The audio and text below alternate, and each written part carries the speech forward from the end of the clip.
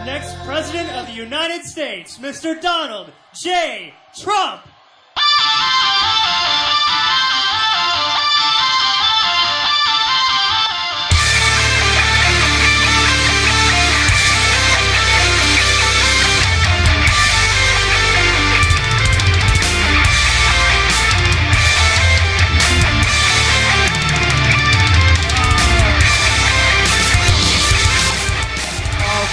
Everybody, wow. Oh. Boy, there are cars. Who had to walk like 5 miles? You have your cars parked. I've never seen so many cars down the road, like about a 5-mile walk. Thank you, everybody. Thank you. Really great to be with you. The last time I was here, we won, right? We won. Big league. We won big league. And we're going to win again. I tell you, we're going to win again. Very important. So you've heard me talking about New Hampshire, and you've heard me talking about heroin and what I learned from the people of New Hampshire and the problem we have. And a lot of my thinking went into the strong border and the wall because of New Hampshire, believe it or not. And we're going to stop that crap from coming in, I'll tell you. We're going to stop heroin from pouring in. We're going to stop it from pouring in. We're going to work with the youth and other people that are totally addicted to what our country has allowed to come in to this state and to virtually every other state. And you know, when I went around and I really got to know the folks here well, and again, this was, I came in here, and it was the first big thing. It was a big victory. My first political victory was New Hampshire. Can you believe it? My first. And so I came in and I learned a lot because I went around and I looked at the beautiful trees and I looked at the beautiful lakes and rivers and the little winding roads. And then I'd meet with a group, some of the people I see right here that I'd meet with, right? And so I said, what's your biggest problem? They said, heroin. I said, whoa, heroin? This doesn't look like heroin. They said, the biggest problem is heroin. And it comes in mostly from the southern border. And I learned so much. And then I went to other states and I was finding the same thing. And the wall just kept getting bigger and bigger and stronger and stronger. Okay? So, believe me, we're going to build our wall.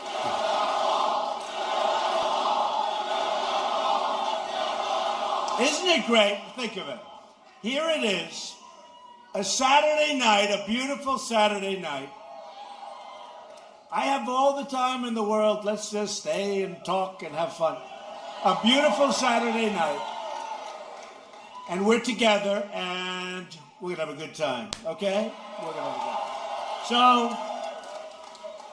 So I had to tell you that over the last few days, you've been reading about this horrible, incompetent group of people that we have in Washington. They're absolutely terrible. And they really are. It doesn't get worse. It can't get worse. $400 million in cash sent to Iran. And then the president lies, which is a perfect lie, just like he lied on Obamacare. Remember? You keep your plan, you keep your doctor, keep your plan, I think 24 times, right? And Obamacare is a disaster. You know, Obamacare is imploding. Do you see what's going on with Obamacare? 28% increases, 37%. In Texas, almost a 60% increase. It's dead anyway. We're going to repeal it and replace it, but it's going to die anyway. It's going to die anyway. So $400 million. Think of it. Think of it. What does it look like? Think of it. And it comes in, and it goes to Iran, and they're going to use it for terror. Now, I happen to think a little differently. I think they're going to steal the money, personally. I think they're not going to use. I think they're going to use some for terror. But I would be willing to bet that they'll steal more than they use for terror. But they got other money they're going to use. You know, don't forget, we're not giving, I hope we're not giving any more in cash, but they will steal that money and it'll go into Swiss accounts and various accounts all over the world, and they'll use it for themselves. Okay, you watch. You watch. That'll be my next prediction. I've made a lot of good predictions, folks. I've made a lot of good predictions. My next prediction, now they'll use some of it for terror, but they're going to take a lot of it. Some of the people, whoever this money gets to, and which would be the top people, essentially. But that money will go to people's bank accounts, okay? Very simple. And some will be used for terror. So here we are, giving $150 billion to a terrorist state. Here we are having a president who says, the same day, I believe, who says that the $400 million, all cash, delivered by plane, has absolutely nothing to do with the hostages. Even though they're leaving the same day. Even though they stayed at the airport for many, many hours, waiting for a plane to come in, meaning, I assume, a plane with money on it, and they wouldn't have allowed them to go. They wouldn't have allowed them to go if that money didn't come in. So it's very simple. It's very simple. We have the most incompetent people in Washington. We have the most inept president. We have people you don't know. Are they dumb? Are they dumb? And this is honestly, this is the least of it. I actually saw somebody on television today saying, well, $400 million isn't that much money. Can you believe it? Can you believe it? He was saying, speaking for Obama, $400 million is not that much money. What's the big deal? $400 million in cash. Different currencies. Okay, yeah, it'll end up going to the Clinton Foundation.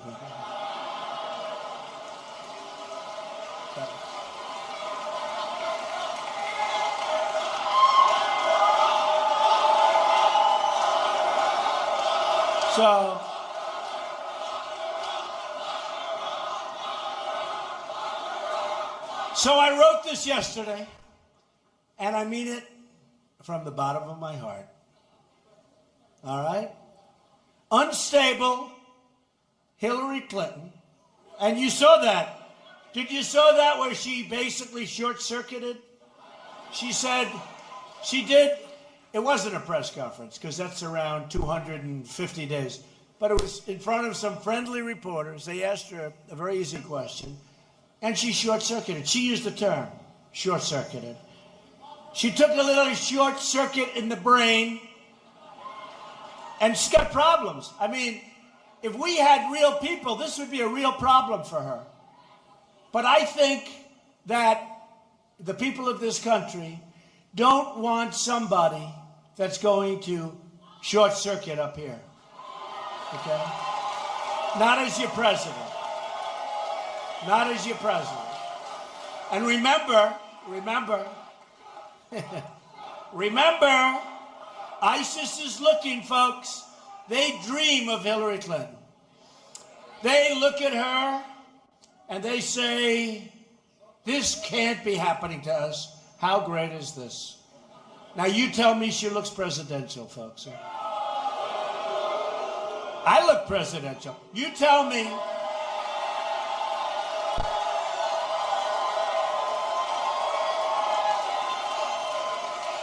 You tell me she looks presidential.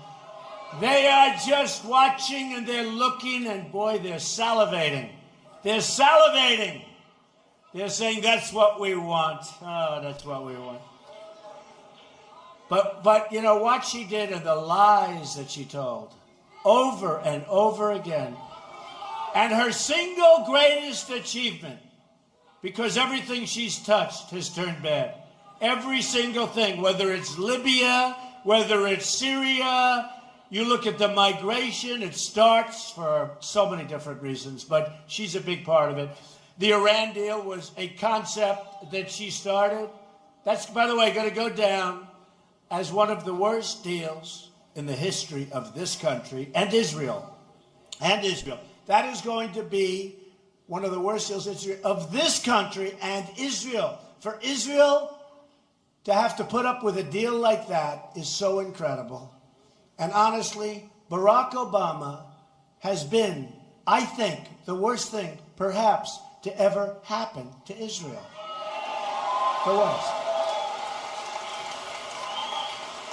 He is totally, and remember I said it, he is totally incompetent. Totally incompetent. So unstable, Hillary Clinton lacks the judgment. Remember Bernie Sanders said it. She's got bad judgment. I remember he said it. I immediately wrote it down up here. Good memory. But I immediately wrote it down because Bernie, he actually said she's not fit to be president because she has bad judgment, okay? And she does.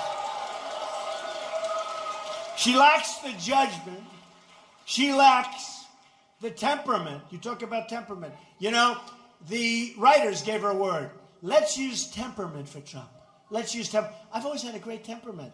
And you know, I win. I have a winning temperament. We're going to win. We're going to start winning again. But I've won. My life has been about winning. I win. She can't win. She's not a winner. She can't win. But somebody said, oh, let's attack, because the subject can't be on her because she's been such a failure.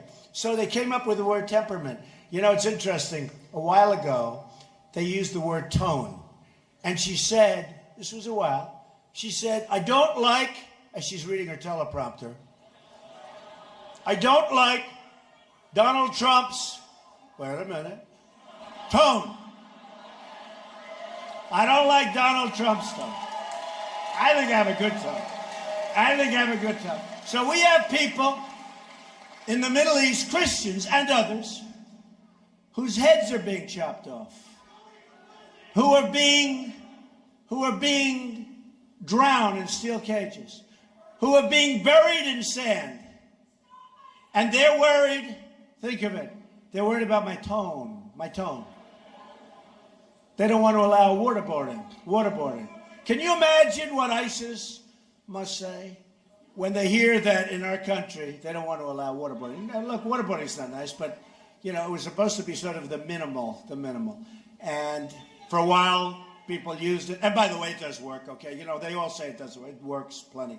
But can you imagine these horrible human beings, horrible animals from ISIS, when they chop off heads, they drown people, they bury people in sand, and then they hear the United States doesn't want to allow waterboarding. And, you know, we're just not playing on the same surface, right? We're not playing on this. We sort of have to go uphill. We have to go uphill. So unstable Hillary, she lacks the judgment, temperament, and moral character to lead this country. She's a dangerous liar. Now, her greatest achievement is that.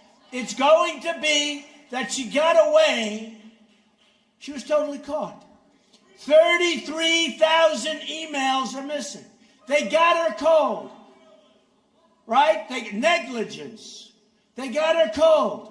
Other people for doing 4%, 2%, 3% of what she did, they're in trouble.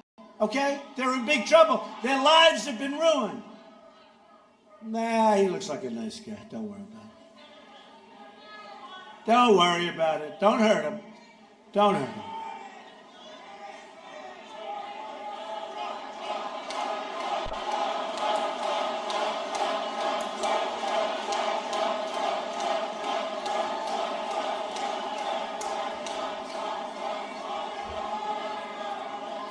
All right, thank you.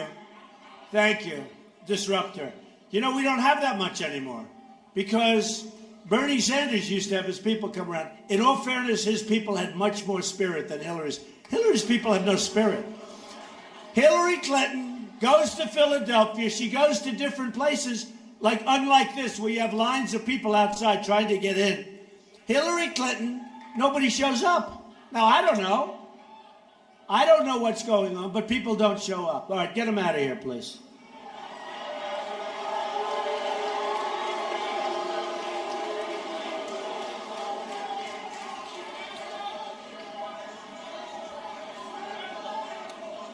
Oh, somebody hurt? All right, take your time then, fellas. Take your time. Take your time. Doctor? All right, take your time. It's hot. If anyone's not feeling good, it's very hot in this room, a lot of people. This room was not meant for this many people, that I can tell you. All right, take your time, fellas. Take your time. We have such great people, and we want to take care of our people, right? All right, take your time.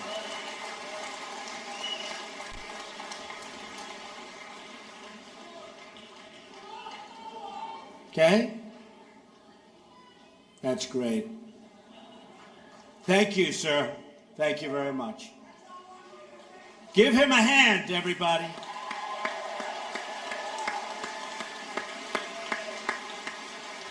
That's great. It's hot. It's hot in here, folks. But that's okay. I consider this like a sweatsuit. That's why. So, she's a dangerous liar who has disregarded the lives of Americans and who has put all of us at great, great risk with what she's done, while supporting economic policies that have destroyed our economy. She is a totally unhinged person. She's unbalanced. And all you have to do is watch her, see her, read about her. She will cause, if she wins, which hopefully she won't, the destruction of our country from within. If you look at what she's doing with people from Syria that we have no idea who they are, where they come from, there's no paperwork that's reliable, she will cause problems for us. Now listen to this. You know, Obama's letting people come in by the thousands. And now, from this area, and now they've stepped it up a lot. They've stepped it up. Big league. Did you see the chart that come? It's going like this. Boom, boom, boom, last number of months. People are coming in from the Middle East. We've never seen anything like it. I mean, what is going on in Washington? What are they thinking? They look at Germany. They look at France. I have friends that go to France. They love France. They don't love it anymore. They're not going anymore. France is no longer France, folks. We are allowing thousands and thousands of people to come in. And Hillary Clinton wants to increase that number very substantially from what we're allowing to come in. So in the words of a Secret Service agent that was with her, spent a lot of time with her, he said the following: she simply lacks the integrity and temperament to serve in the office. From the bottom of my soul, he said, I know this to be true. Her leadership style, volcanic, impulsive, horrible, horrible, disdainful of rules. You saw that. I mean, how much can anybody lie? 33,000 emails are gone, and nothing happened to her. It's her greatest achievement. I'm telling you, her greatest achievement is getting out of trouble. It's the only thing she's done well. It's true.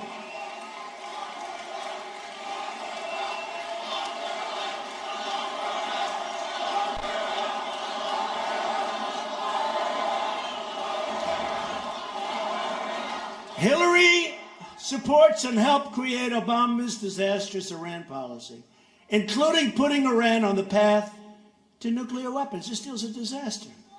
We're giving them back $150 billion. The $400 million in cash was for the hostages, folks.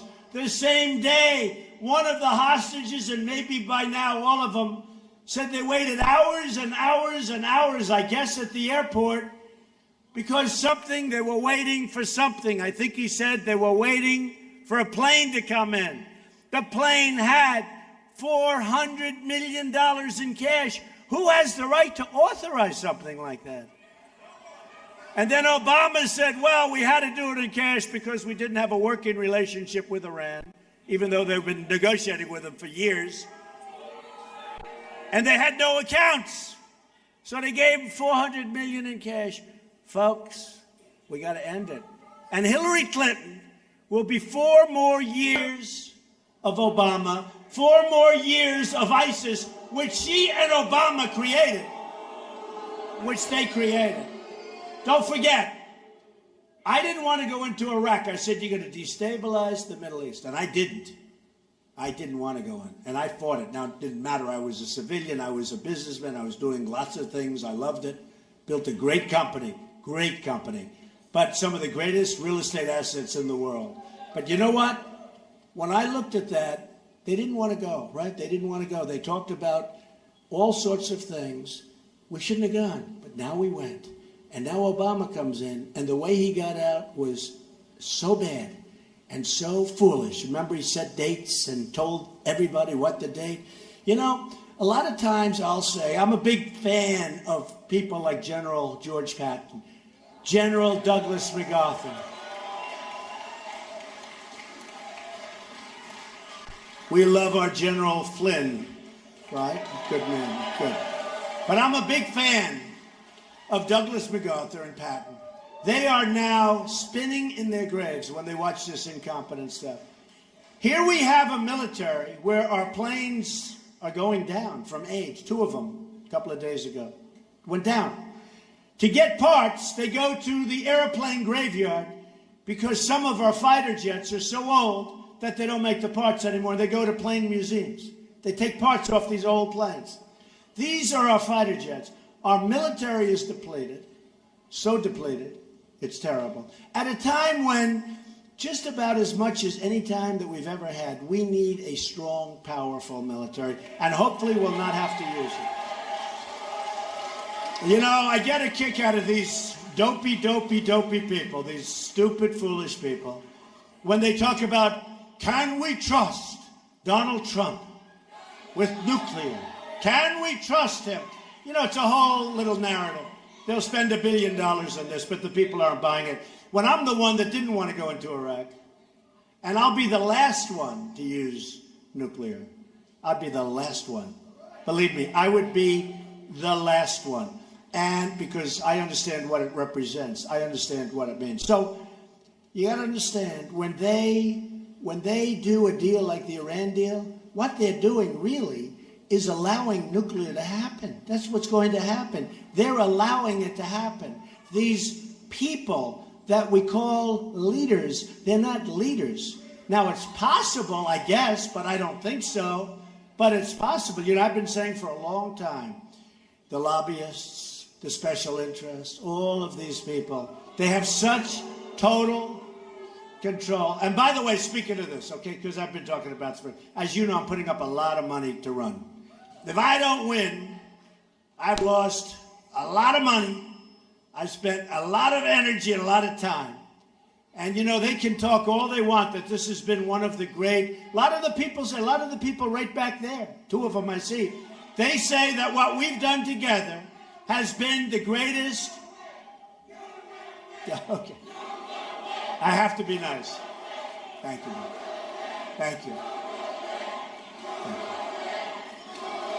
Well, I'll tell you, New Hampshire is very important. You got to get out. We have a great team, the same team that won in the primaries. We have a great, great team here, and you got to get out, and you got to vote on November 8th. Now, I'll be up here a lot, so it's not. But, in fact, I'll be up here so much, you're going to say, please tell him not to come up. It's okay.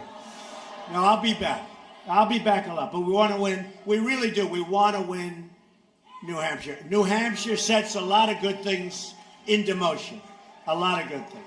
So we have a situation where we have to take our military, make it better. We have to. Al has been so great. Where's Al? Oh, my vet. Where's my vet? Al Baldessaro. We work so hard with the veterans. We love the veterans, and we have tremendous support all throughout the country with the veterans. We have a plan that's so good that's been universally loved by the vets, and it's so simple. And they start waiting in lines for 6 or 7 or 8 days. They're going to go to a local doctor who's looking for the business. They're going to go to a local hospital, whether it's public or private, and they're going to have themselves taken care of, and we're going to pay the bill, and it's the least expensive thing we can do. The least expensive thing. The least. So we're going to straighten things out in our country. A few things are going to happen. And, you know, it was very interesting. We talk here, and it was so important to me because of my conversations with so many people in the room, personal conversations about heroin. And as you know, the Border Patrol agents, Southern Border, 16,500 of them, they endorsed me. They've never endorsed a presidential candidate. So important. And also, the great Sheriff Joe Arpaio of Arizona endorsed me. You know, he's been on those borders a long time. But the Border Patrol agents wrote a letter, and it's an incredible letter, and I thought I'd read a couple of paragraphs to you because it says what's going on in this country. It says what's happening in our country. We have to have borders or we don't have a country. We need borders. We need the wall. We have to stop the drugs from pouring in. We have to. And Mexico's going to pay for the wall. Remember that, okay? Just remember. Clinton, and this is from the Border Patrol Agents Association, great people, endorsed me. Clinton and Obama, from them, both agree that they must appease the radical extremists in their party and their party's furthest fringe, and that is a pretty wild fringe. Unfortunately, the citizens who were victimized by criminal aliens paid the cost of that appeasement, as well as cities that were flooded with meth and heroin. Welcome to our state, okay? And so many other states.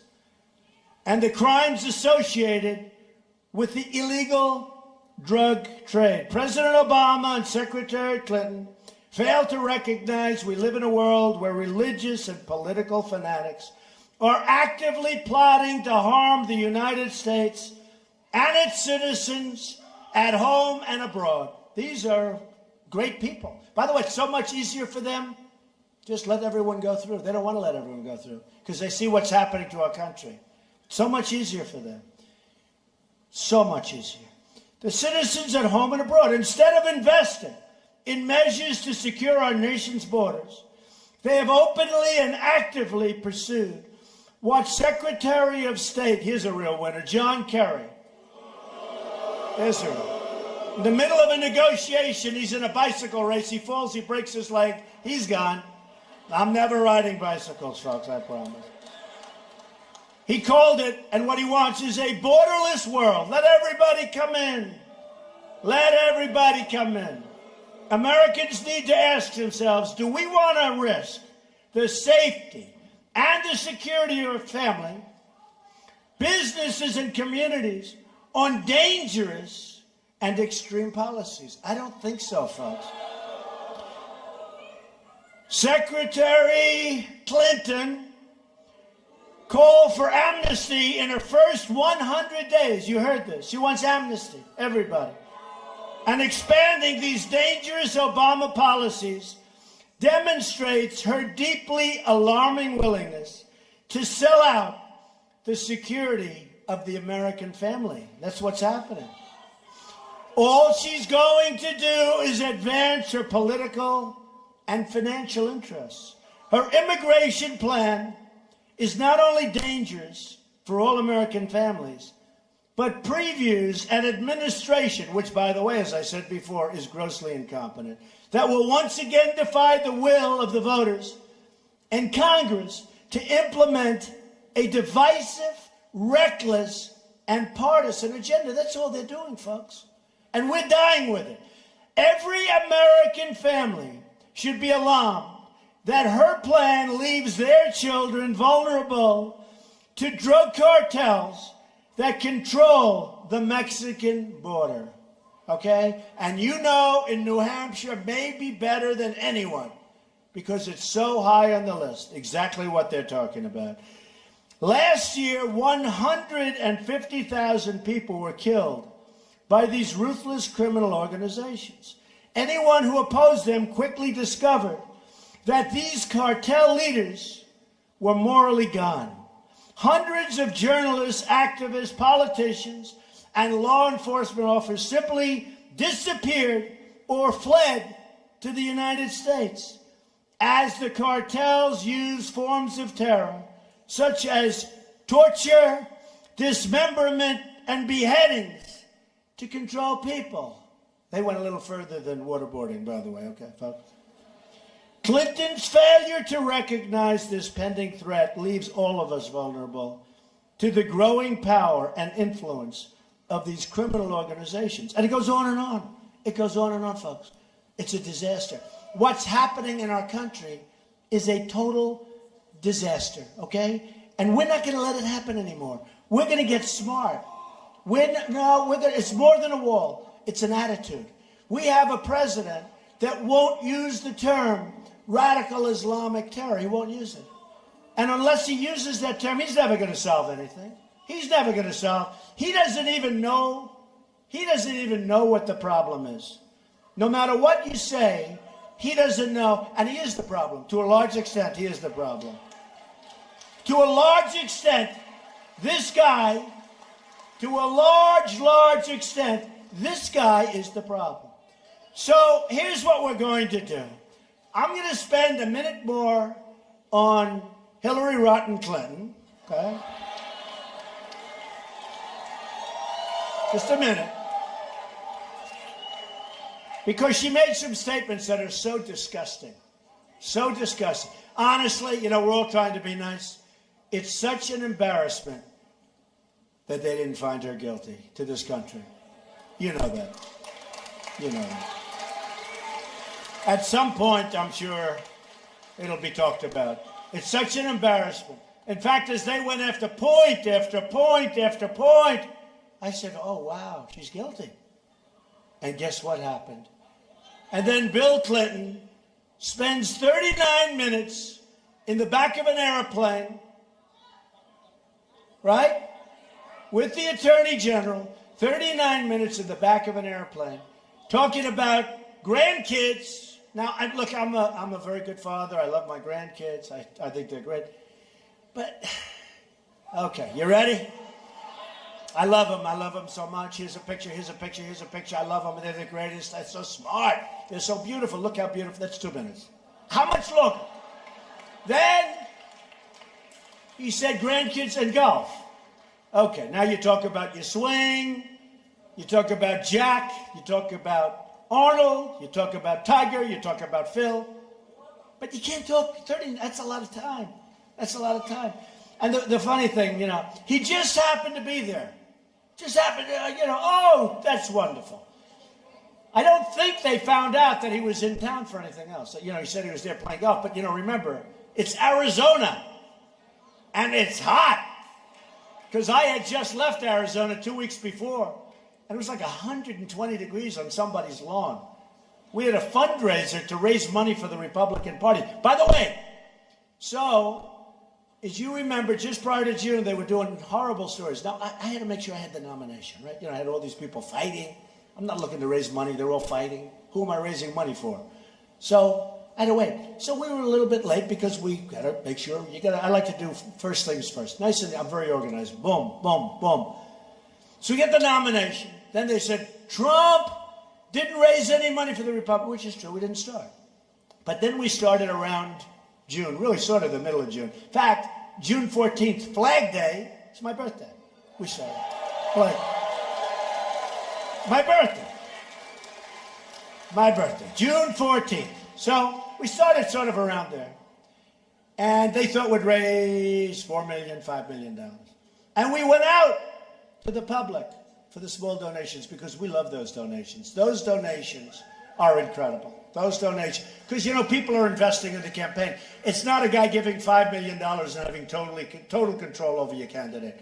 So we go out, and lo and behold, and we had others also coming in, and I put up a lot of money, Isn't it nice that I'm putting up a lot? I'm going to be in this thing for a lot of money. I spent about 60 on the almost 60, I guess, on the primaries. And I'm spending a lot more now. And then we're raising the money for the Republican Party. And Reince Priebus, who's fantastic, a great guy. Okay, Republican National Committee, RNC. But here's what happens. So June comes, and we knock the hell out of it. $51 million there is. They thought 5, 6. And I think 27 of it came from small donors, $61 apiece. Can you believe it? That doesn't happen. That happened to Bernie, but that doesn't happen for Republicans, you know, because Republicans, I don't know, there's a different mindset or something. But then we had this month, right? And we just announced, and I believe the number was $82 million.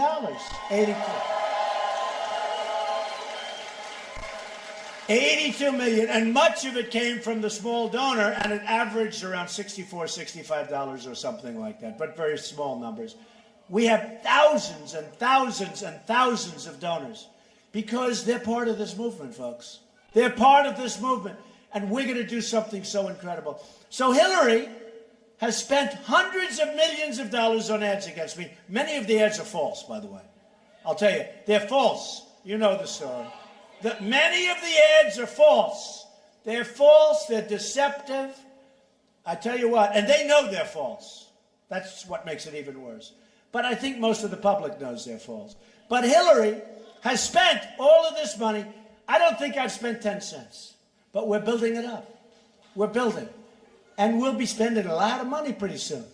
But it's a little early to spend. You know, it's like the racehorse, right? Hangs back, hangs back, hangs back.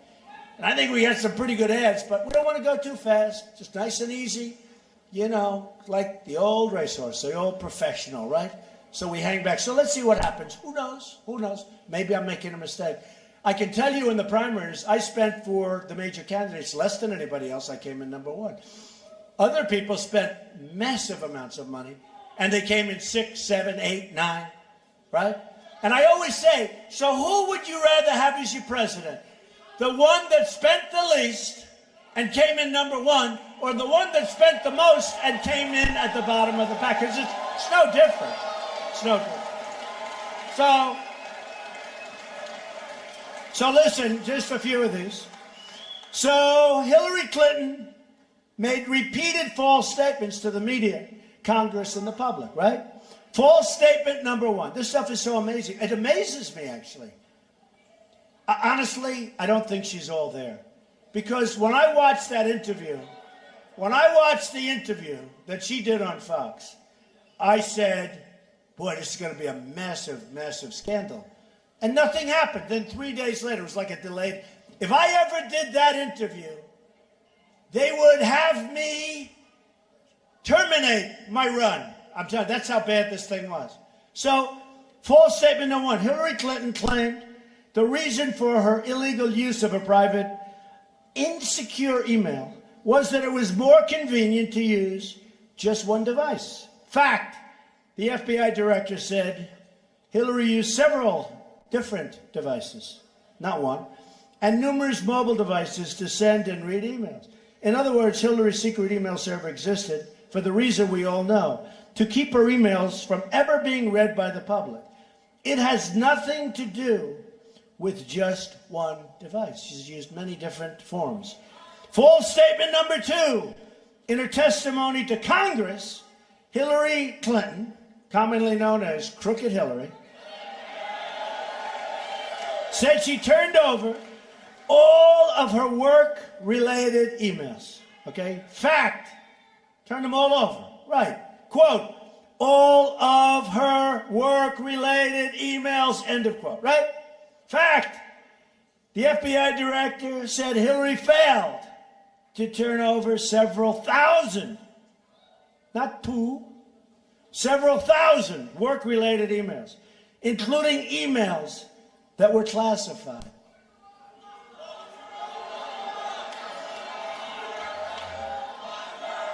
False statement number 3. In her testimony to Congress, Hillary Clinton said there was nothing more classified on my emails, either sent or received, right? That's a simple statement. Fact, the FBI director said Hillary had sent or received more than 100 emails with classified information, including emails with confidential, secret, and top secret information on them. False statement number 4, and there are many others, but we'll end after another 2. Hillary said her private server was secure with numerous safeguards and had no security breaches. Fact, the FBI director said it is possible that hostile actors gained access to Hillary's personal email account and that she used her insecure email while traveling abroad in the territory of sophisticated adversaries, and they are sophisticated. The FBI director also confirmed that hackers breached the email and the email accounts of the people she was emailing. Okay? They confirmed it, I guess. Our enemies now have a blackmail file on Hillary, disqualifying her from service. False statement number 5 in a testimony to Congress. Hillary Clinton said her attorneys conducted a rigorous review. Remember? Rigorous review. We've reviewed everything of her emails and said they went through every single email. That was a quote. Every single email. The FBI, think of it, the FBI director said the lawyers doing the sorting for Secretary Clinton in 2014 did not individually read the content of all of her emails before destroying them. So they don't even know what was on many of the emails before destroying them. Okay. She's a liar. She is a horrible, horrible human being. And I don't think that you can allow her. She's incompetent. She's incompetent. And I don't think that you can even think of allowing this woman to become the president of the United States. I don't think so. So here's the thing that we want to talk about. Trade. New Hampshire getting wiped out on trade. You're getting hurt, New Hampshire. I have the stats. The stats are bad, so I'm not going to read them because it's too hot in here, right? Is anybody cool in this room? No. Everybody tonight will lose on average 6.2 pounds, okay? 6 pounds. I don't mind. You know, it's so hot in here. This room was not designed for this many people. It's so hot in here that I consider this to be like a workout, right? It's like, oh, man, this sucker is warm.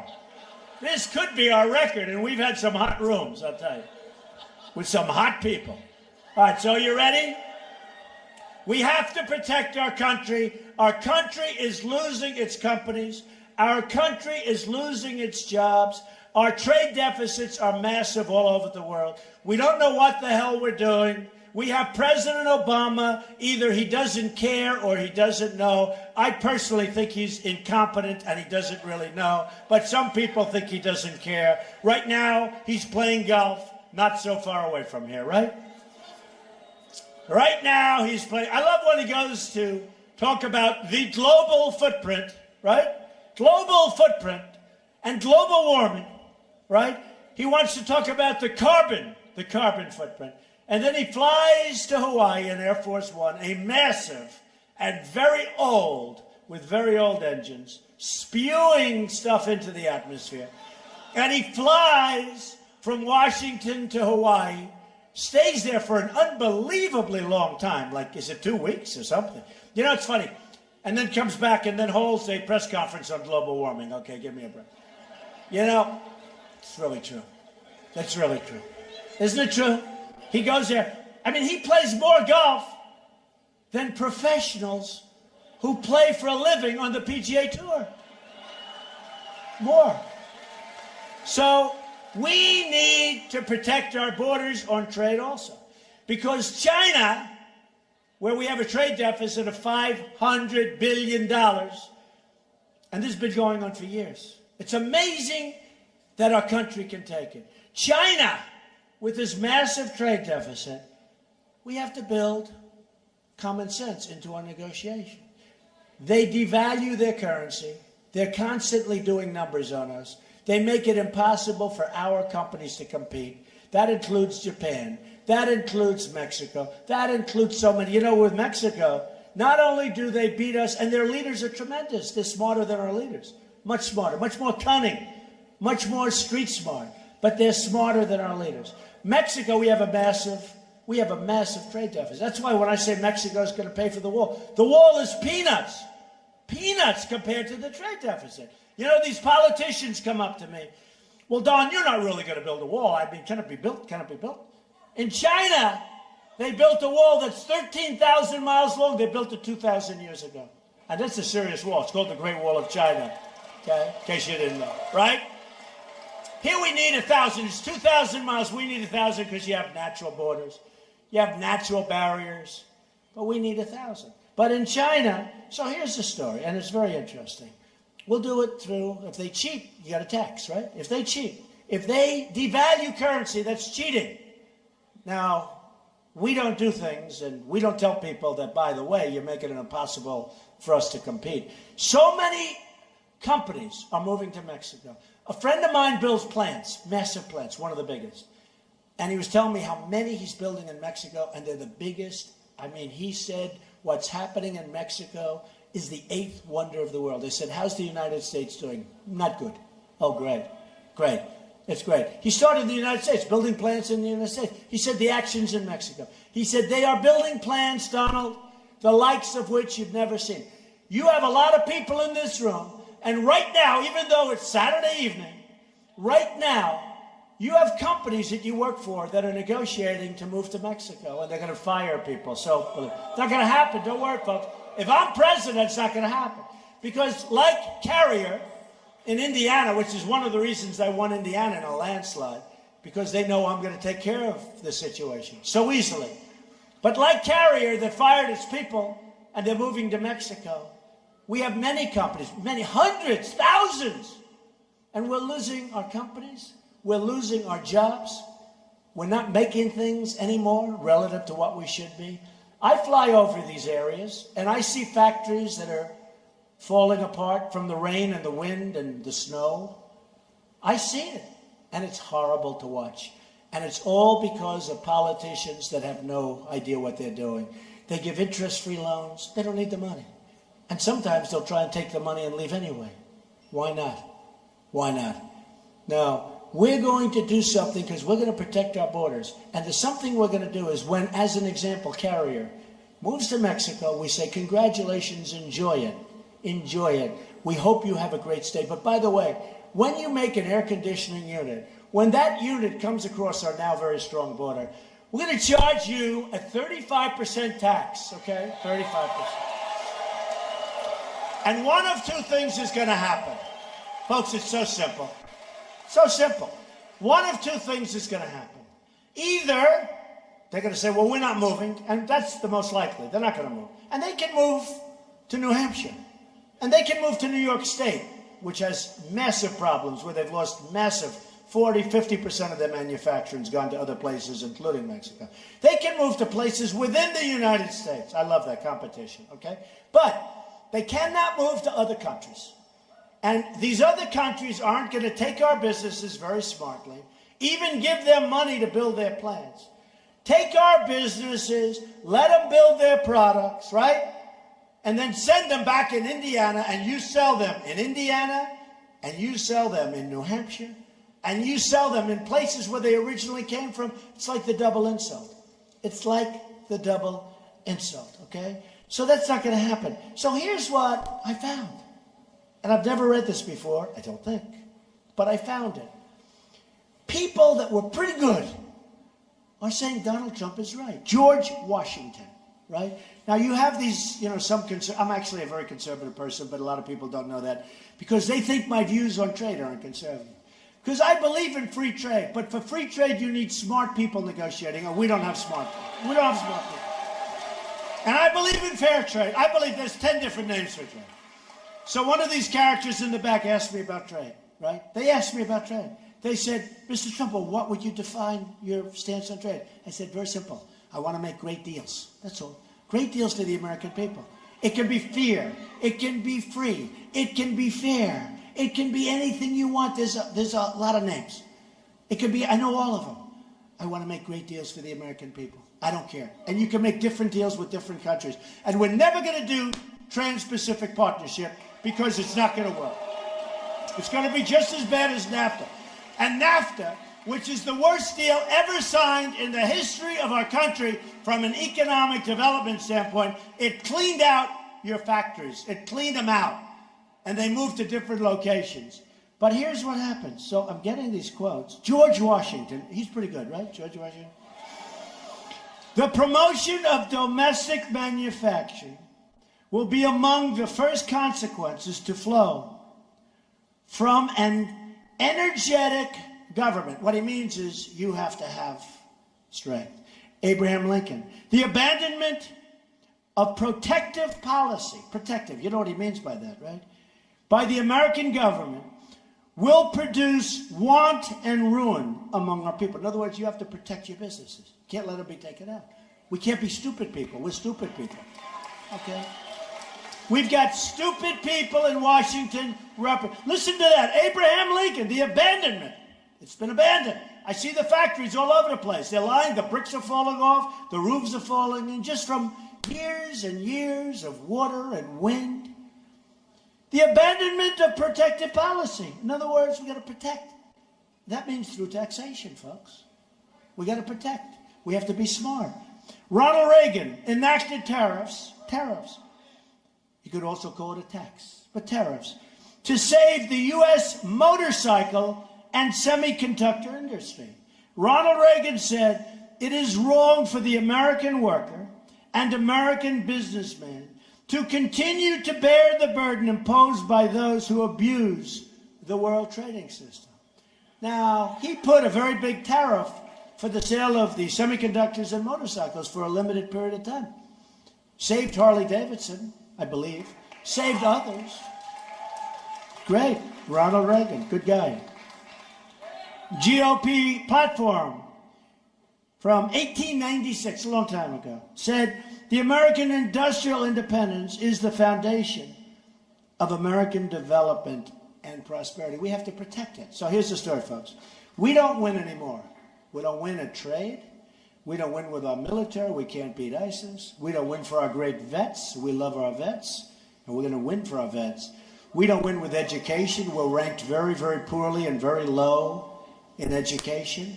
We don't win in virtually any category. And by the way, we, meaning the next president, meaning hopefully us, meaning me, because I'll be your greatest representative, hopefully ever. We have to select, it could be as many as 4, could even be 5, but we're going to be picking a lot of Supreme Court justices. We already lost a great one that was unexpected. It wasn't supposed to happen, right? But he passed away, Judge Scalia.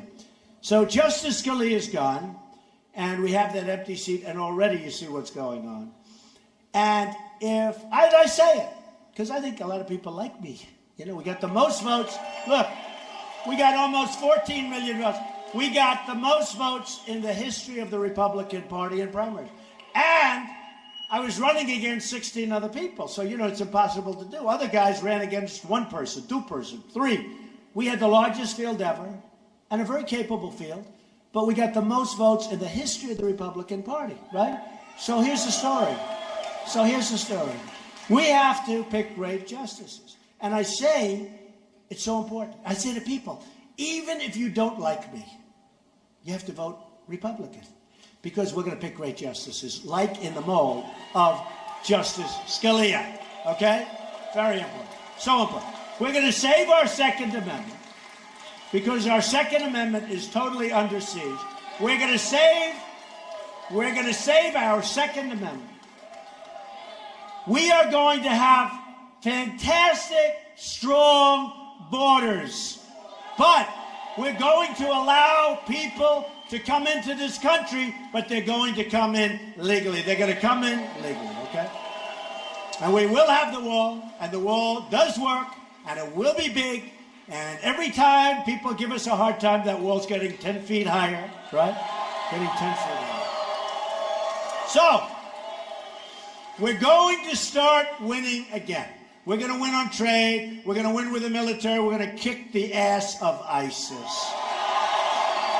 I have no choice. We have no. We're going to win for our vets. We're going to win for our vets. We're going to take care of our vets. We're going to win on education. We're going to win on the borders. We're going to win in every way. We're going to win so much that the people of New Hampshire are going to get absolutely sick and tired of winning. They're going to say, we must send a delegation to Washington. We must send this delegation to talk to President Trump. We can't stand winning so much. Businesses are pouring in. Our wages are going up for the first time in 18 years. We're able to get great jobs. We can't stand it anymore. We're not used to it. President Trump, please stop winning, sir. And I'm going to say, I'm sorry, folks. We're going to step on the gas.